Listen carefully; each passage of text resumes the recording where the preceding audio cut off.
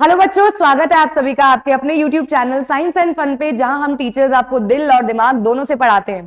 तो भाई class 10th वालों के लिए मैंने टॉप 25 हिस्ट्री के क्वेश्चंस जब डाले और मैंने कमेंट्स खोले तो काफी 9th वाले बच्चे थे नाराज कि अरे भाई 10th वालों को 80-20 रूल से पढ़ाने का इरादा है, हम 9th वालों को भूल गए हो क्या। तो ऐसा बिल्कुल भी नहीं है। अब आपके लिए भी शुरुआत कर रहे हैं 80-20 रूल की सीरीज की। पहले तो आप सभी बच्चों को बता दें, क्योंकि आप 9th के हो, आपको इस चीज का शायद पता भी ना हो कि 80-20 रूल होता क्या है।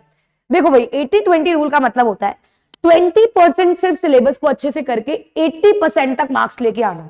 यानी कि इतना क्रीम पोर्शन हम इसमें कराएंगे जिससे आपके एग्जाम में 80% प्लस मार्क्स आएंगे। अब मैं इसको ले रही हूं बुक वाइज। मैंने last year complete history, complete civics, complete economics सारी रिविजन डाली हुई है, लेकिन इस बार कुछ अलग ये है कि मैं आपको देने वाली हूं कंप्लीट इको के टॉप 15 ऐसे सब्जेक्टिव क्वेश्चन, जहां तक मुझे तो लगता है कि आपके स्कूल वाले उससे बाहर पेपर नहीं बनाने वाले हैं। बीच बीच में थोड़े एमसीक्यूज भी करेंगे और लास्ट में मिलेगा आपको होमवर्क भी। तो एकदम अटेंटिव रहना है, सारे क्वेश्चंस को नोट कर लेना है, स्क्रीनशॉट ले लेना है, बाकी पीपीटी आपको मिल जाएगी टेलीग्राम। तो आइए भाई शुरू करते हैं आज की क्लास। चलिए, तो सबसे पहले आप लोगों को पता होगा कि हमारा पालमपुर चैप्टर डिलीटेड है सीबीएसई के थ्रू। हम स्टार्ट करेंगे पीपल एज अ रिसोर्स से। Now people as a resource is our first chapter. तो पीपल एज अ रिसोर्स आप लोगों ने पूरा समझा हुआ है, पूरा देखा हुआ है। पहले उसके एमसीक्यूज करेंगे। सबसे पहला एमसीक्यू कहता है disguise unemployment could be traced in. Disguise unemployment को आप कहां पे देख सकते हो? क्या माइनिंग एक्टिविटी में, क्या सर्विस सेक्टर में, क्या एग्रीकल्चर में, या सोशल फॉरेस्ट्री में? इनमें से कहां देखी जाती है? तो बच्चों ये सब हमने पढ़ा हुआ है कि डिस्गाइज अनएम्प्लॉयमेंट सबसे ज्यादा कहां प्रिवेल करती है? एग्रीकल्चर सेक्टर में। क्योंकि वहां डिस्गाइज अनएम्प्लॉयमेंट क्या है? जब मोर देन रिक्वायर्ड पर्संस काम कर रहे होते हैं। जब एग्रीकल्चर में 4 लोगों की आवश्यकता है, 8 लोग काम कर रहे हैं, तो इसका मतलब वो क्या हो गया? डिस्गाइज अनएम्प्लॉयमेंट होगी। तो that is it prevails in agriculture sector. Now second, in which sector should India increase maximum employment opportunities? हमारे भारत देश को सबसे ज्यादा एम्प्लॉयमेंट जनरेट कराने की आवश्यकता कौन से सेक्टर में है? माइनिंग में, सर्विस में, एग्रीकल्चर में, या सोशल फॉरेस्ट्री में? तो जैसे जैसे लोगों का स्टैंडर्ड ऑफ लिविंग बढ़ रहा है, एजुकेशन बढ़ रही है, तो सबसे ज्यादा लोग प्रेफर करते हैं टर्शरी सेक्टर में जाना। तो अकॉर्डिंगली सबसे ज्यादा कहां जनरेट होनी चाहिए सर्विसेज? सर्विस सेक्टर में। सर्विस सेक्टर क्या होता है? टर्शरी सेक्टर होता है। क्या होता है? Tertiary sector. Next question is which of the following is not an economic activity? तो 2 तरीके की एक्टिविटी होती है, इकोनॉमिक जिससे आप पैसा अर्न करते हो, और नॉन इकोनॉमिक जिससे आप पैसा अर्न नहीं करते हो। तो क्या हो गई? यहां पे पूछ रहे हैं नॉट एन इकोनॉमिक, इकोनॉमिक नहीं है। हर बार ये नो नॉट पे जरूर ध्यान रखना है।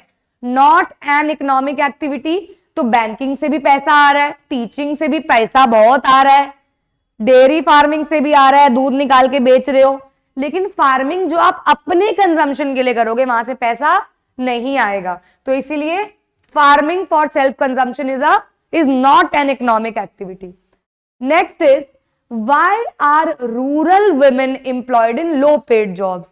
रूरल वुमेन को यानी कि गांव की औरतों को क्यों कम पैसों का ही जॉब मिलती है? They do not need to work in high paid job. क्या उनको काम करने की जरूरत ही नहीं है? किसको काम करने की जरूरत नहीं होती यार?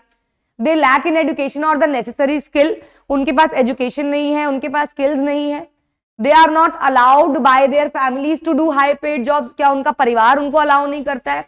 या they are not aware of the wage structure, या उनको वेज स्ट्रक्चर का ही नहीं पता है कि कितनी पेड होनी। देखो बच्चों, मेरे को ऐसा लगता है कि सबको पता तो होना चाहिए कि कितना है।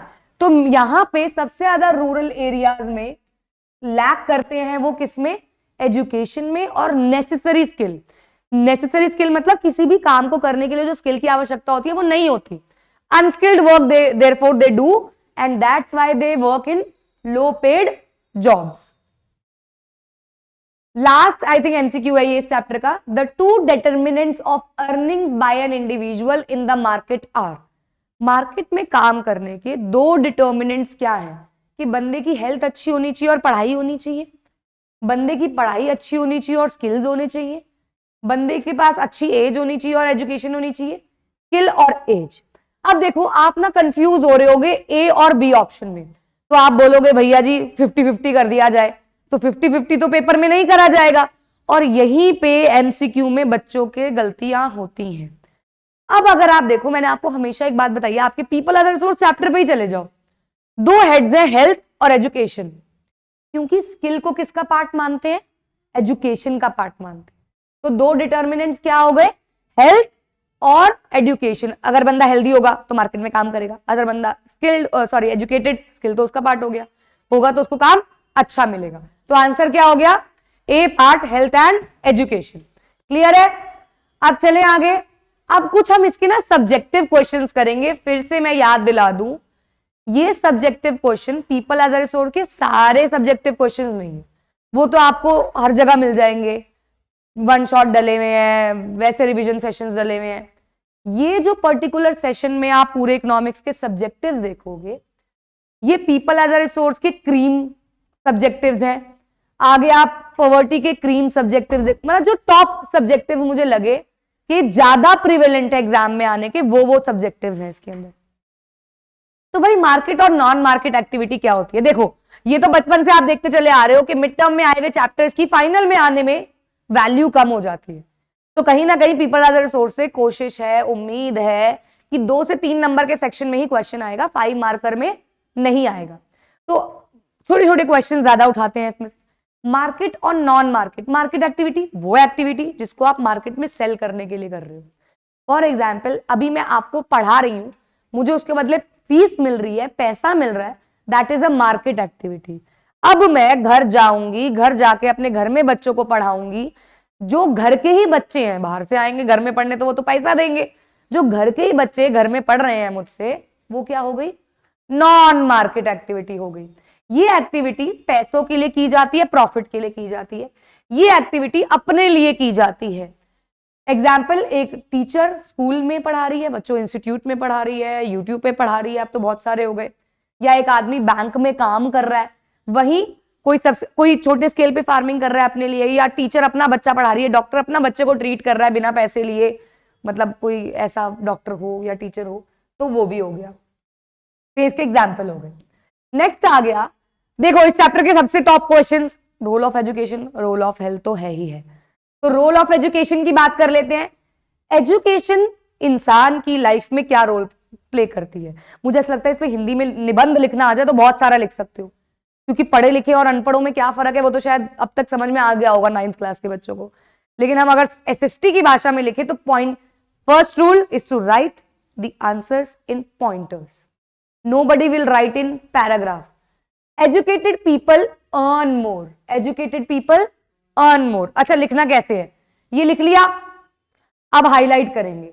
आपको ये बात याद रखनी है। अच्छा आप एक बात सोचो, आप एक न्यूज़पेपर उठा रहे हो, जो शायद कभी तुमने उठाया ना हो, उठा रहे हो, उसमें कुछ बोल्ड बड़ा बड़ा लिखा हुआ है, आपकी नजर सीधा उस पर जाएगी। यही चीज आपको करनी है, मैम को, सर को गुमराह करना है, अपने इज़-एम-आर गंदी इंग्लिश को छुपाना है। आपको उनको दिखानी है वो बड़े बड़े भाषाएं जो आपने यहां पे लिखी है। अब आपने यहां educated people earn more than the uneducated people, आपने यहां पे कुछ बादशाह का गाना लिख दिया, वो मैम को ध्यान ना जाए, अर्न मोर आ जाए, अर्न मोर लिखा आ जाए, सॉरी मैं एग्रेसिव होगी लग रहा है, हाँ अर्न मोर आ जाए यहां पे, तो मैम को लगे अरे वाह बच्चे को पता है पैसा ज्यादा कमाएगा जो एजुकेटेड होगा। तो ये चीज आपको करनी है। Literate population is an asset, एक पढ़ा लिखा इंसान देश के लिए एक असेट होगा rather than a liability. Liability मतलब बोझ। हायर प्रोडक्शन होगी, हायर प्रोडक्शन मतलब कोई इंसान पढ़ा लिखा है तो प्रोडक्शन में ज्यादा दिमाग लगाएगा और ज्यादा इन्वॉल्व होगा। It opens new avenues for a people, यानी कि और रास्ते खोलता है। कोई पढ़ा लिखा इंसान होगा ना तो उसको पता है कि अगर मेरी ये जॉब चली गई तो मेरे पास एजुकेशन है, मैं कोई और जॉब भी कर लूंगा, तो उसके पास मल्टीपल रास्ते होते हैं, मैं अपना कोई बिजनेस शुरू कर लूंगा। It provides new aspirants and develops value of life. बिल्कुल, आप बहुत सारे ऐसे लोग हैं जो एजुकेटेड अनएम्प्लॉयड है, लेकिन बेटा वो कोई भी काम कर सकते हैं, कर सकते हैं। वो reality of life is uneducated लोग भी बहुत कमा रहे हैं, लेकिन हम 100 में से 10 लोगों को ना देख के 90 को देखें तो एजुकेटेड लोग तरक्की करते हैं, ये रियलिटी है। Now it contributes to the growth of society, yes society की ग्रोथ होगी, ये नेशनल इनकम को इनहेंस करेगा, एफिशिएंसी बढ़ाएगा कंट्री की, एटसेट्रा। कितने पॉइंट्स है? A B C D E F G, 7 points, 5 4 3 याद करो। अच्छा एक बात और, इससे मुझे एक चीज याद आई, जब मैंने A B C D E F G को काउंट किया, क्या तुमने एक बात नोटिस करी कि मुझे नंबर्स नहीं आते? 5 मार्कर क्वेश्चन की ट्रिक बता रही हूं, बस तभी इस्तेमाल करना जब तुमको 5 पॉइंट्स ना आते। कोशिश करना एबीसीडी में उसके हेडिंग्स डालो और मिस कर जाओ, A B D E F, A B D E. आजमाई भी चीज, मेरे साथ कोई नहीं आजमाएगा कहीं मेरे साथ ही मजे लेने लग जाओ। मैं सब पेपर देख के करती हूं, तो मेरे साथ कोई नहीं आजमाएगा, लेकिन स्कूल में आप ही आजमा सकते हो कि 5 पॉइंट्स अगर आए हैं तो आप लोगों को अगर उसमें 4 ही पॉइंट आते हैं तो ए बी डी ई कर दो। ये मत करना A B C D, ma'am को डी तक तो पता ही नहीं होगा 4 है, इतनी भी लल्लू नहीं होते भाई हम लोग। हमें ये पता है कि 5वें नंबर पे ई है, और अगर मुझे उस 4 पॉइंट में ई मिल गया लास्ट में तो हो सकता है मैं भी धोखा खा जाऊं।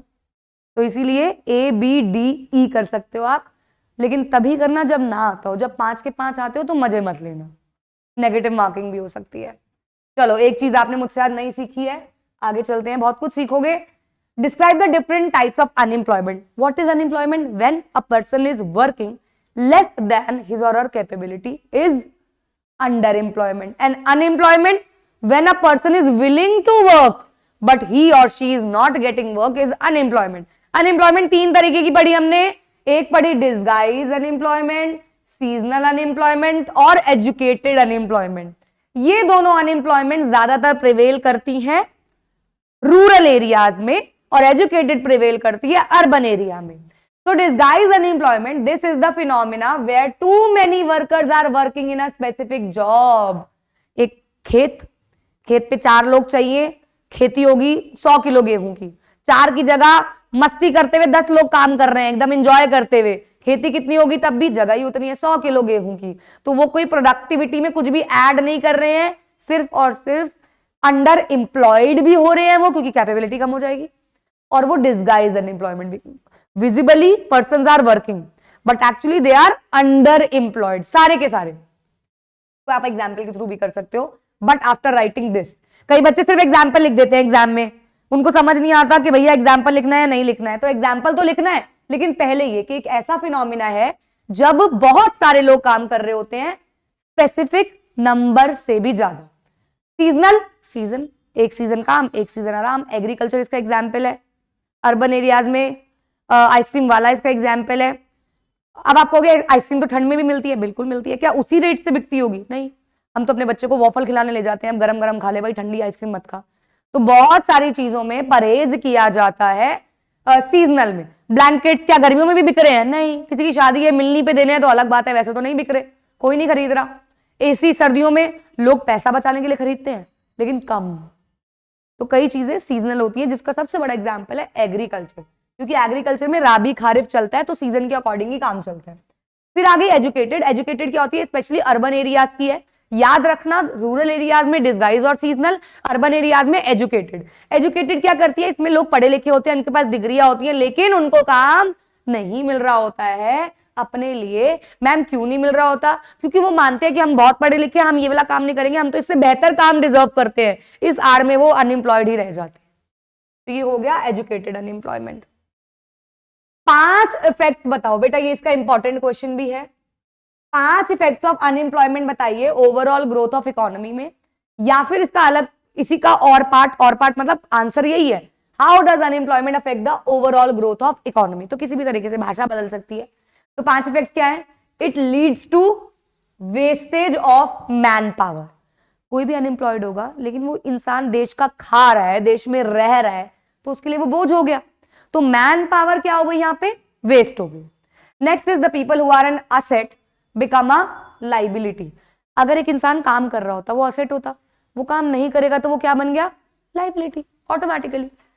फीलिंग ऑफ होपलेसनेस, हेल्पलेसनेस, बेटा खुद को लगता है गिल्ट में जी रहे हैं यार, खुद को लगता है हाय बच्चों ने तो इज्जत ही नहीं करनी, मैं कुछ काम ही नहीं कर रहा।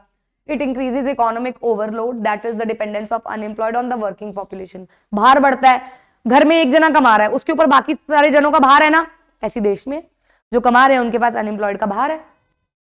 The quality of life of an individual gets affected. Of course अगर पैसा है तो बड़ी बड़ी बड़ी बड़ी बातें, लंबी लंबी रातें, 5 स्टार में मुलाकातें। लेकिन अगर पैसा नहीं है तो ढाबे पे खाना, नुक्कड़ की चाय, वो भी मजा अलग है, लेकिन इतना भी नहीं आता ना, दूसरों को देख के ज्यादा आप लोग एक्साइटेड होते हैं।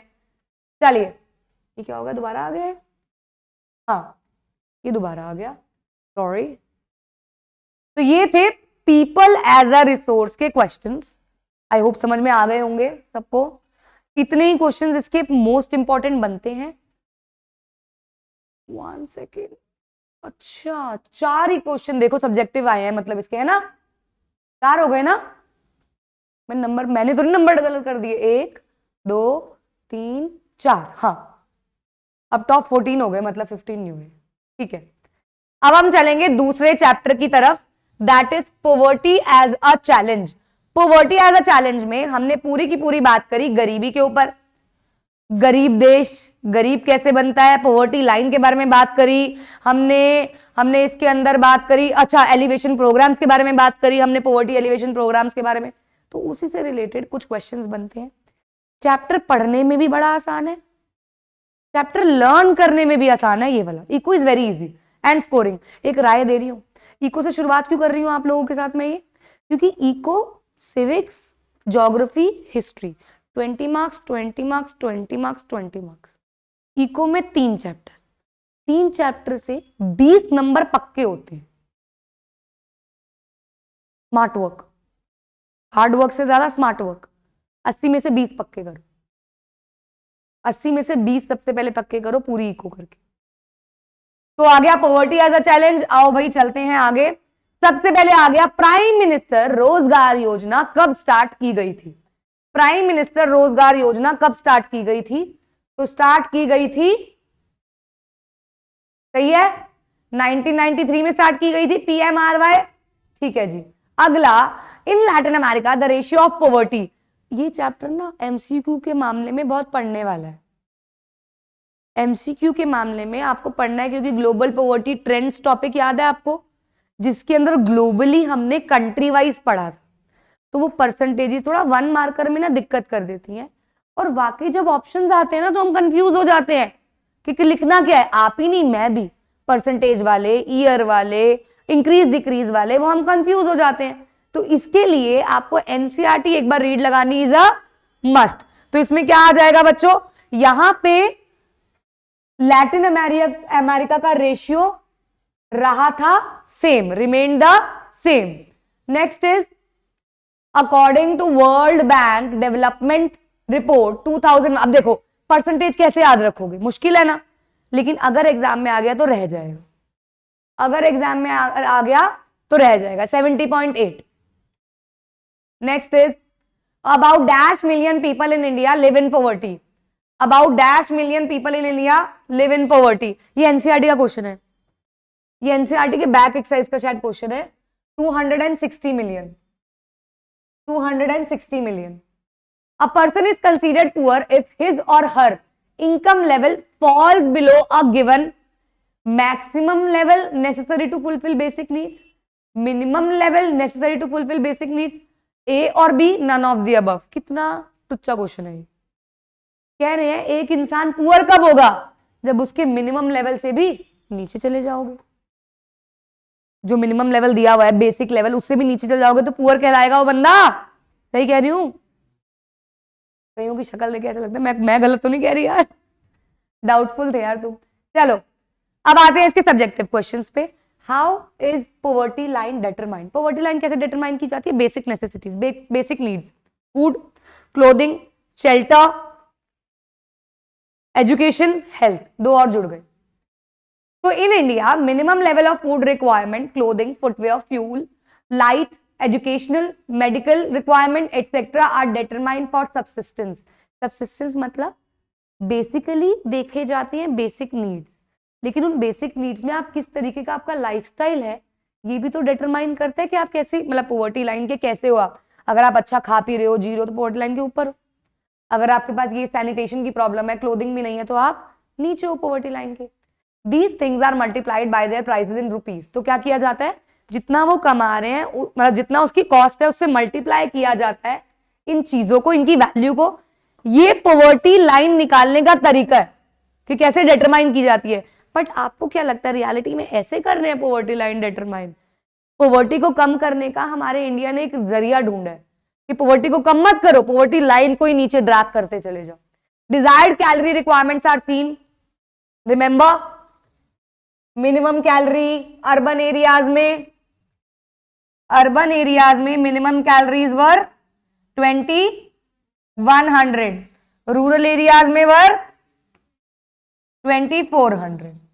तो ये कैलोरी इनपुट भी देखता है कि कितनी कैलोरीज एक पर्सन खा रहा है। The accepted average calorie requirement in India is 2400 calories per person in rural and 2100 in urban areas. क्योंकि लोग रूरल एरियाज में ज्यादा है पुअर अर्बन एरियाज से, the monetary expenditure per capita needed for buying these calorie requirement is revise time to time. और ये चीजें बेटा चेंज होती रहती हैं, क्योंकि सबका स्टैंडर्ड ऑफ लिविंग चेंज होता रहता है। On the basis of these calculations the poverty line for a person was fixed. Now poverty line क्या फिक्स की गई थी, 28 पर person per month for rural. यानी कि रूरल एरियाज में अगर कोई भी इंसान 328 रुपए पर मंथ कमा रहा है, इसका मतलब वो गरीबी रेखा से ऊपर है। मेरे घर में जो मेड आती है, मेरे घर से ही 6500 रुपये लेती है, और वो ऐसे 3 से 4 घर करती है, तो 25,000 रुपये कमा रही है वो, 25-30,000 रुपये कमा रही है। ऊपर का अलग, जैसे कल मेरे बेटे का बर्थडे था तो मम्मी ने 500 रुपये दिए, और कुछ होता है घर में तो 500 रुपये, 1000 रुपये, 1200 रुपये, 1100 रुपये वो देते रहते हैं, वो अलग पर मंथ में जुड़ता रहता है। लेकिन तो मतलब आप हमारे यहाँ की गरीबी रेखा देख रहे हो, मात्र 328। और अर्बन में, चलो अर्बन की बात करते हैं हम, तो अर्बन की करते 450 रुपये, 454। आपने देखा नहीं शायद, 2000 ईयर दिखा हुआ है। ईयर के अकॉर्डिंग होता है ना, अगर आपकी अपडेटेड बुक्स में चेंज हुआ है तो वो वाला लिखना है। ये 2000 के अकॉर्डिंग, तभी ईयर मेंशन करते हैं हम आंसर में। अगर ईयर आपका एनसीईआरटी में चेंज हुआ है, वो वाला ईयर मेंशन करके लिखोगे। अगर आपने 2000 का लिखा तो मैम गलत नहीं करेंगी। अगर आप 2011 का लिख रहे हो तो आप मेंशन करो, जो चेंज हुआ है, अपडेट हुआ है, तो आप वो करोगे। Global poverty scenario. अब देखो ये क्वेश्चन समझने वाला है ही नहीं, ये क्वेश्चन है रटने वाला, लर्न करने वाला। क्यों? क्योंकि इसके अंदर आपको ये बताना है कि किस जगह पे पॉवर्टी कम हुई, किस जगह पे पॉवर्टी डिक्लाइन नहीं हुई, सेम रही, किस जगह पे पॉवर्टी जो है, ये देखो ना अभी आया था ना क्वेश्चन लैटिन अमेरिका वाला, रिमेन द सेम। किसमें कम हुई, किसमें ज्यादा हुई, किसमें उतनी ही रही, ये सारा का सारा ग्लोबल पॉवर्टी ट्रेंड है। मैम लर्न करना है। देखो यार, कभी 9th के पेपर ना स्कूल्स में बनते हैं, मैं 50 बार बता चुकी हूँ। हर स्कूल के टीचर का दिमाग अलग है, तो सब टीचर्स का तो दिमाग मैं नहीं जानती। कहीं हुआ ज्यादा ही बच्चों को कम मार्क्स लाए, हम बनाते हैं उनका पेपर आज, तो वो क्वेश्चन ये डाल सकते, ग्लोबल पॉवर्टी का क्वेश्चन ये डाल सकते। तो इसीलिए आप कोशिश करो कि 2-4 कंट्रीज, जैसे चाइना, लैटिन अमेरिका का सेम है, आपको याद हो गया। रशिया में क्या हुआ जी, हाँ इसमें भी कुछ चेंजेस आए, रशिया तो याद कर ही लोगे तुम लोग। तो 2-3 चीजें याद कर लो, चाइना, रशिया और ये आपका अमेरिका, तो एटलीस्ट क्या आप लिख पाओ 3 point important. Main causes of poverty, low level of economic development. Britishers के टाइम पे उन्होंने इंडियंस को इतना डिपेंडेंट बना दिया कि उनके जाने के बाद भी हम लोग कुछ सालों तक तो उभर ही नहीं पाए। Higher growth rate of population, हमारे देश की पॉपुलेशन तो देखो नंबर 1 पे चल रही है इंडिया पूरे वर्ल्ड में इन टर्म्स ऑफ पॉपुलेशन। पहले 2 पे दोबारा चाइना वाले हमको ले आए थे, हम फिर रेस में आगे हो गए, हम फिर सबसे 1 नंबर पे आ गए और टॉप पे पहुंच गई इंडिया हमारी इन टर्म्स ऑफ पॉपुलेशन। तो भैया ये जो पॉपुलेशन रेट बढ़ रहा है, इससे गरीबी भी बहुत बढ़ रही है, क्योंकि इतना काम तो हमारे देश में है नहीं। With the growth in irrigation and the green revolution, बहुत सारी जॉब अपॉर्चुनिटीज क्रिएट की गई। साथ ही साथ प्रॉपर जॉब्स नहीं मिलती सिटीज में, तो भैया बहुत सारे लोग जो होते हैं वो छोटे मोटे काम, rickshaw pullers, vendors, constructors, influencers, पता नहीं क्या क्या बन जाते हैं। आजकल तो बहुत जॉब्स है ना भाई, सब चल रहा है कि पढ़ाई नहीं। आजकल तो देखो ना, आपको पता है सोशल मीडिया में कितना काम आ गया। जिसने पढ़ाई नहीं करी वो क्या करेगा, वो रील बना लेगा, प्रोडक्ट्स बेच लेगा, या वो बहुत कुछ काम है, बहुत कुछ काम है, कंटेंट लिख लेंगे, बहुत कुछ है। चलिए, what is the current anti poverty strategy of government? क्या है भैया? 30 सालों से lasting up to the early 80s there was little per capita income growth. मैं फिर बता दूं आपको, पर कैपिटा इनकम होती है देश की एवरेज इनकम। देश की एवरेज इनकम ये निकलती है, आपको याद नहीं करना, ये बस समझ लो, टोटल इनकम अपॉन में देश की पॉपुलेशन।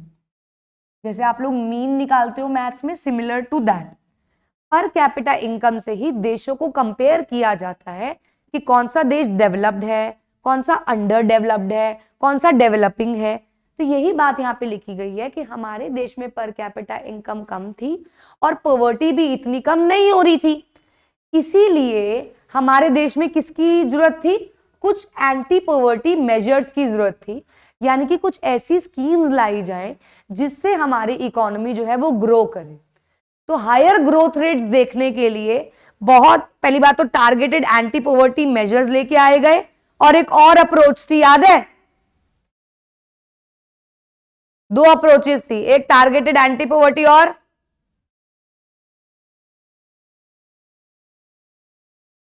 वेरी गुड, हाँ बताओ।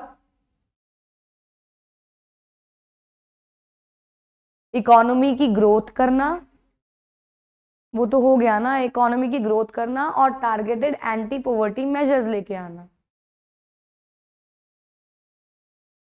अच्छा, इसके अंदर ऑफ कोर्स सारे के सारे जो एंटी पॉवर्टी मेजर्स हैं, यानी कि मनरेगा, मैं मनरेगा तो आपको सबसे ज्यादा समझा दूं पहले। मनरेगा एक एक्ट है जिसका नाम है महात्मा गांधी, मुझे पता है, national rural employment guarantee act. ये लाया गया 2005 में, लागू किया गया 625 डिस्ट्रिक्ट्स में, specially in rural areas of course. 100 days की इंप्लॉयमेंट देगा, यानी कि 100 दिनों के लिए काम देगा। मेजर इनका मोटिव क्या था इसको लाने का? To reduce migration and to improve employment, to reduce poverty and to reduce migration. इसी चैप्टर में और बहुत सारे हैं, NFWP है, ओहो, PMRY है, मेरे को क्या हो गया है, दोबारा से लिखते हैं, NFWP है, PMRY है, PMGY है, ग्रामोदय योजना, SGSY है, स्वर्ण जयंती स्वरोजगार योजना, अंत्योदय योजना आप फूड सिक्योरिटी में करते हो, अन्नपूर्णा योजना भी आप फूड सिक्योरिटी में करते हो। तो ये सारे के सारे प्रोग्राम्स की ईयर्स याद रखना जरूर, सबके ईयर्स, क्योंकि मैचिंग में भी आ सकता है 1 मार्क में, फुल फॉर्म भी आ सकती है, तो इसलिए सबके ईयर्स फुल फॉर्म आपको पता होना चाहिए। National food for work programme, Pradhan Mantri Rozgar योजना, प्रधानमंत्री ग्रामोदय योजना, स्वर्ण क्या था इसका, ये स्वरोजगार योजना, क्या था, हाँ कुछ ऐसा ही था, तो कुछ था ऐसा, SDA ग्रामोदय योजना करके कुछ नहीं, वो तो उसके ऊपर वाला था। पर हाँ, ये सारे के सारे आपको याद रखने हैं, प्लस मनरेगा सबसे ज्यादा इंपॉर्टेंट है, मनरेगा सबसे ज्यादा इंपॉर्टेंट है, ठीक है। चले आखिरी चैप्टर की तरफ, फूड सिक्योरिटी। फूड सिक्योरिटी का मतलब हमने सबसे बड़ी चीज हमें यहां पे बस ये पता होनी चाहिए कि it depends on 3 dimensions, that is availability of food, accessibility of food and affordability of food. यानी कि फूड अवेलेबल हो, food with in the reach हो, और फूड पैसों में आ जाए, जो पैसे हमारे पास होते हैं। तो ये मेन फूड सिक्योरिटी का मतलब है। सिक्योरिटी, फूड सिक्योरिटी का ये मेन मतलब है, यानी कि फूड को सिक्योर रखना सबके पास। इस चैप्टर से क्या क्या इंपॉर्टेंट, ओ मैंने आंसर ही बता दिया क्या? Which one of the following is not, फिर बता रही हूं, नो नॉट को इग्नोर मत करना, जैसे तुमको वो क्लास में इग्नोर करती या करते हैं, समझ जाओ कौन। तो नो नॉट को इग्नोर मत करना बिल्कुल भी, जो इग्नोरेंस तुम फेस करते हो ना लाइफ में वैसे, क्योंकि बर्बाद हो जाओगे। सस्टेनेबिलिटी, क्योंकि अभी हमने पढ़ा कि अवेलेबिलिटी भी है, अफोर्डेबिलिटी भी है और एक्सेसिबिलिटी भी है। अच्छा जी, which organisation is responsible for maintaining buffer stock.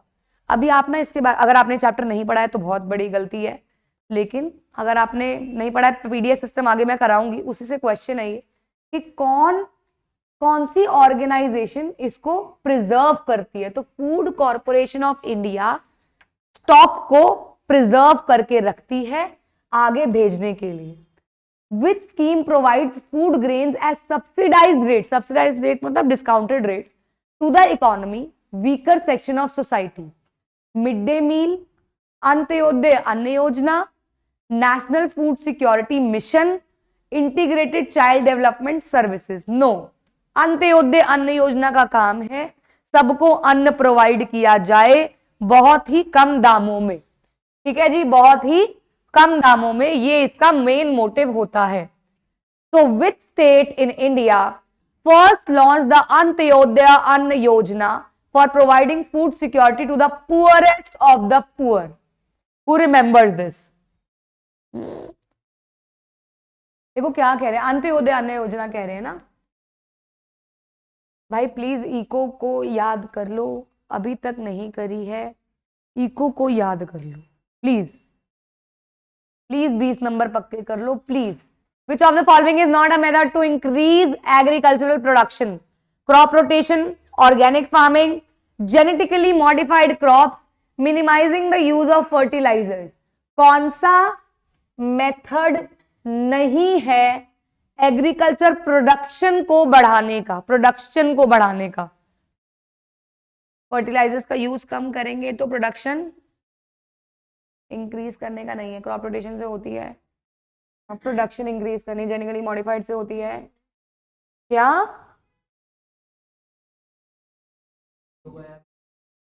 Fertilisers का अगर हम यूज कम कर देंगे, खाद का यूज कम कर देंगे तो प्रोडक्शन कैसे इंक्रीज होगी? तो मैन्योर तो ये रहा ना, मैन्योर यूज करना तो ऑर्गेनिक हो गया।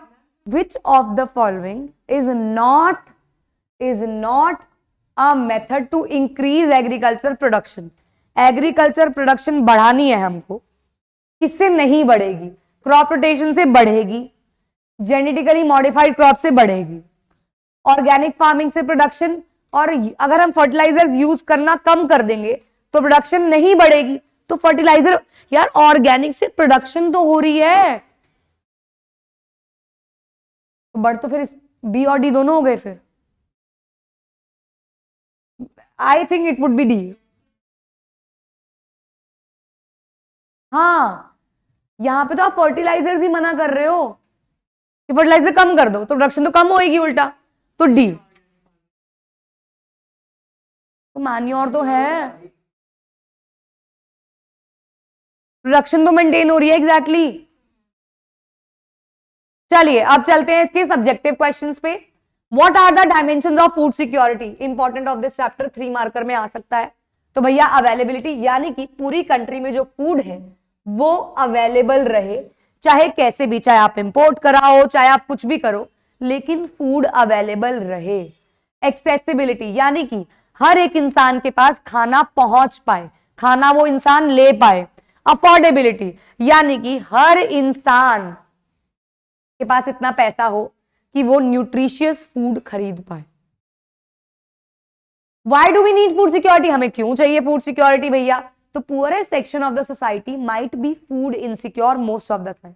जो गरीब लोग हैं वो हो सकता है कि फूड इनसिक्योर रहे, तो इसीलिए हमें फूड सिक्योरिटी चाहिए। जो लोग पॉवर्टी लाइन के ऊपर है, हो सकता है कभी कभी उनको भी फूड इनसिक्योरिटी हो because of some calamity, natural disaster like flood आ गई, या फिर कोविड-19 जब आया तो वो भी फूड इनसिक्योर हो सकते हैं। तो इसीलिए हमारे पास फूड सिक्योरिटी होनी चाहिए, इतना खाना पड़ा होना चाहिए कि कोई भी बीमारी या डिजास्टर आ जाए तो सबके पास खाना पहुंच पाए। There can be wide spread failure of, हाँ कभी कभी फेमाइन, भुखमरी छा जाती है क्योंकि क्रॉप खराब हो जाती है। क्रॉनिक और सीजनल हंगर में डिफरेंस बताइए। Chronic is a result of having food continuously that is inadequate in terms of quantity और क्वालिटी, यानी कि आपके पास खाना मिल ही नहीं रहा है, inability to buy food, that is suffer from chronic hunger because of their very low income and therefore their inability to buy food और quality of food. मैं क्रॉनिक हंगर को एग्जांपल दूंगी शायद रिक्शा पुलर से, कि जब उसके पास सवारी मिल गई, उसके पास पैसा आ गया, ठीक है, उसने खा लिया, लेकिन जब उसके पास सवारी ही नहीं है तो वो भूखा भी सोया। तो chronic hunger is like inability to buy food and that situation is very uncertain. Second is seasonal, ये नाम से पता चल रहा है, जैसे आपने सीजनल अनएम्प्लॉयमेंट पढ़ा था वैसे ही सीजनल हंगर हो गया, कि जब आपके पास जिस पर्टिकुलर सीजन में काम है तो आपके पास पैसा है, और पैसा है तो खाना है, और अगर आपके पास पैसा ही नहीं है, काम ही नहीं है, तो खाना नहीं है। सिमिलरली ये एक साइकिल है जिसमें ग्रोइंग और हार्वेस्टिंग के टाइम पे तो इंसान के पास पैसा आता रहता है, लेकिन वो बीच के टाइम पे जब खेत ऐसे ही पड़ा होता है तो पैसा नहीं होता, that time they can be food insecure. Casual labours को कोई जॉब पे भी नहीं रखता है उस टाइम पे। ये एनसीईआरटी का क्वेश्चन है, मुझे अच्छा लगा तो इसलिए मैंने इसमें भी डाला। यहाँ पे आपको शॉर्ट नोट लिखने हैं सब पे, मिनिमम सपोर्ट प्राइस पे, बफर स्टॉक पे, इश्यू प्राइस पे और फेयर प्राइस शॉप।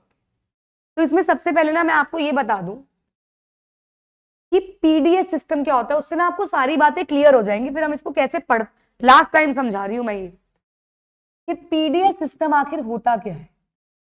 ये समझने में बड़ा आसान है पीडीएस सिस्टम, लेकिन लिखना कैसे है वो आपको क्वेश्चन आंसर्स की फॉर्म में ही पढ़ के याद करके ही लिखना है। कोई भी ये भाषा यूज करके ना लिखे जो मैं अभी बताऊंगा, क्योंकि ये कहानी है। एक फार्मर के पास एक जमीन जिसके ऊपर वो उगा रहा है 50 किलो गेहूं। ये रहा फार्मर। अब फार्मर के पास एक इंसान आता है और वो बुकिंग करवा लेता है। सीड बोने से पहले सीड बुक हो जाती है। फार्मर क्या करता है, 40 किलो का ऑर्डर इससे ले लेता है, क्योंकि यार अनसर्टेनिटी, कीड़ा लग गया, खराब हो गई फसल, तो क्या होगा, 40 किलो का ऑर्डर ले लेता है। ये मैं बहुत छोटा स्केल बता रही हूँ, 50 किलो क्या होता है खेत पे, कुछ भी नहीं, 500 किलो, 1000 किलो उगता है, छोटे स्केल से समझा रही हूँ। ठीक है जी, ऑर्डर बुक, ये कहता है भैया book, deal done, deal done, जैसे शार्क टैंक पे होती है इनकी डील डन हो। अब डील डन होने के बाद उस साल उसकी खेती इतनी जबरदस्त होती है कि 50 किलो गेहूं एकदम लहलहाती हुई उगती है। अब फार्मर को तो खुश होना चाहिए, रात को पौवा बना के पीना चाहिए। फार्मर दुखी होता है क्योंकि फार्मर को लगता है काश मैंने वो 10 किलो का भी ऑर्डर ले लिया होता, अब कौन कैसे बिकेगा मेरा ये सामान, क्योंकि सब खेतों में तो पहली बुकिंग हो जाती है। तो बेचारा दुखी हो जाता है। अब ऐसे ही दुखी फार्मर्स के पास आती है सरकार। अभी दुख बना ही रहा होता है अपनी बीवी के साथ बैठ के, दरवाजा खटकता है, नॉक नॉक, पूछते हैं do you have, sorry Hindi में, क्या आपके पास कुछ सरप्लस है क्या। सरप्लस मतलब क्या आपके पास कुछ एक्स्ट्रा बचा है क्या। फार्मर कहता है, खुशी से उसको लगा अब तो भैया लॉटरी लगने वाली है, वो खुशी से कहता है यस यस, ओ सॉरी हाँ हाँ, आई हैव 10 के, मेरे पास 10 किलो है। फार्मर इंग्लिश नहीं बोल पाता होगा ना, इसलिए 10 किलो है।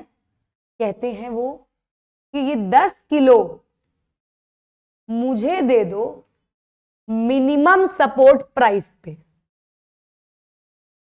मिनिमम सपोर्ट प्राइस एक ऐसा प्राइस होता है जो एक फार्मर की लागत होती है, लेकिन बेटा हर फार्मर की लागत अलग अलग होती है, तो ये डिसाइड कौन करता है, सरकार, कि इस साल मिनिमम सपोर्ट प्राइस क्या हो।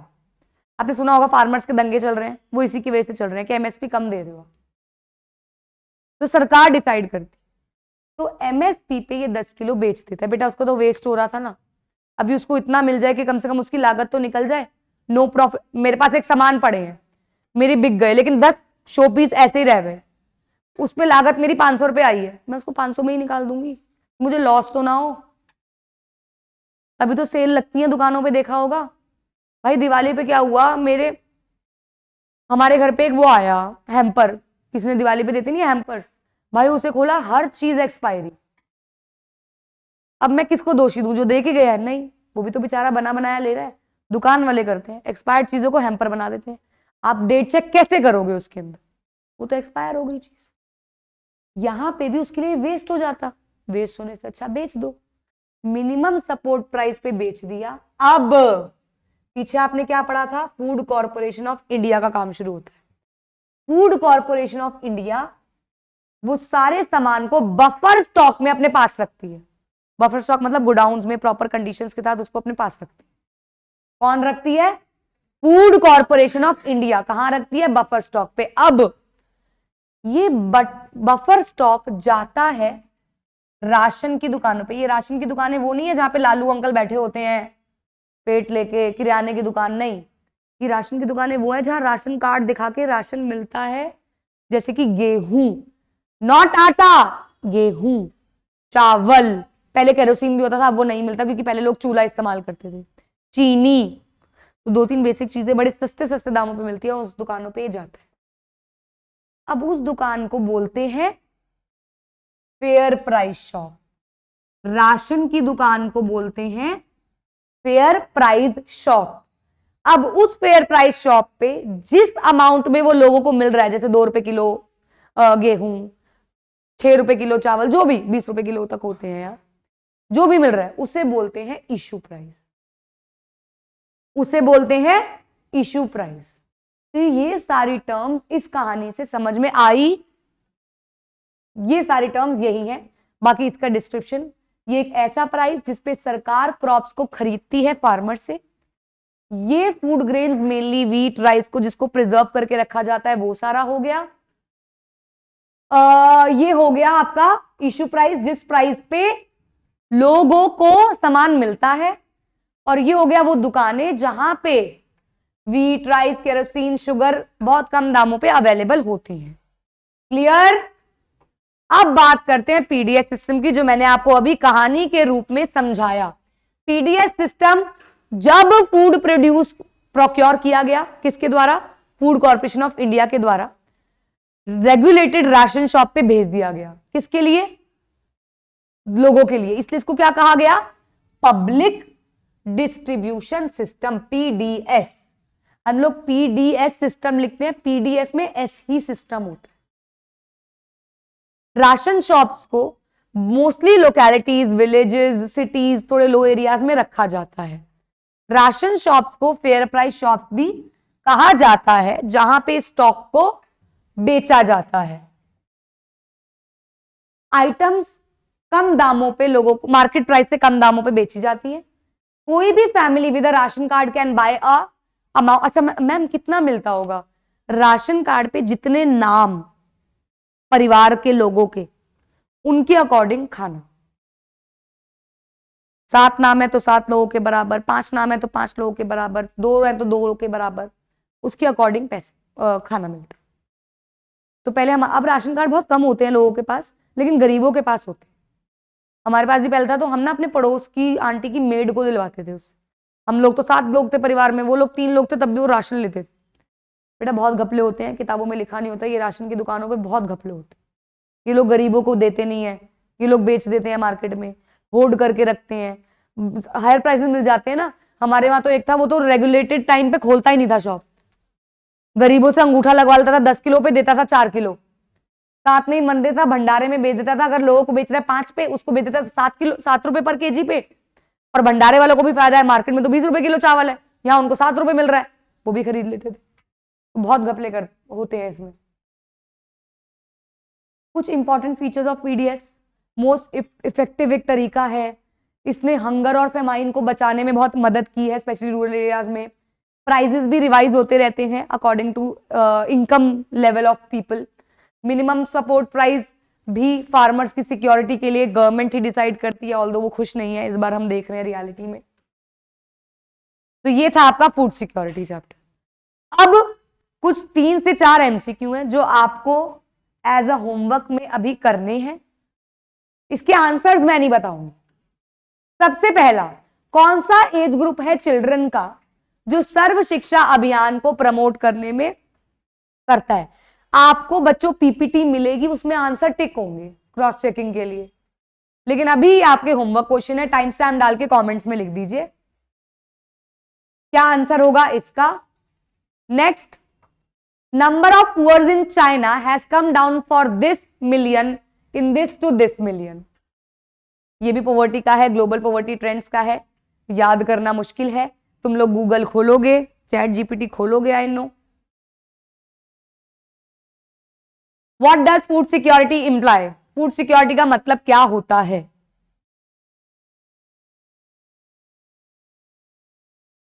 ये लास्ट क्वेश्चन है।